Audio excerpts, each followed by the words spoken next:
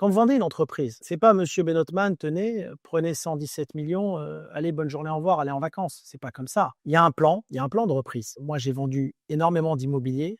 C'est pas les restaurants qui ont amené la plus grosse valeur ni la franchise, mais dans l'immobilier, il y avait quand même un plan.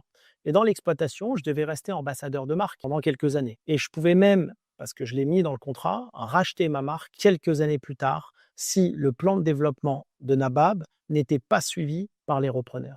Mais ça, vous l'avez partout. Vous connaissez tous avenue des Champs-Élysées, Pierre Hermé, les macarons, plein d'autres. Bah, Pierre Hermé, il a vendu à l'Occitane. Bah, quand il a vendu, il est resté ambassadeur de marque. Il travaille toujours pour l'entreprise, avec des contrats externes ou internes, je ne sais pas. Mais c'est pas, il n'y a personne qui vend une entreprise et qui part.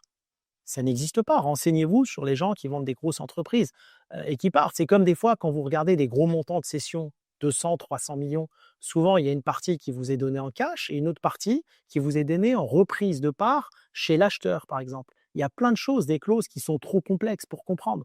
Et il y a tout dans une cession. Vous savez, moi, je ne vais pas dire les noms, mais il y a une célèbre chaîne française qui a été cédée plus de 200 millions. Bah, les actionnaires, ils ont été vivre en Belgique quelques années avant la cession parce que tout le monde n'a pas envie de vendre en France.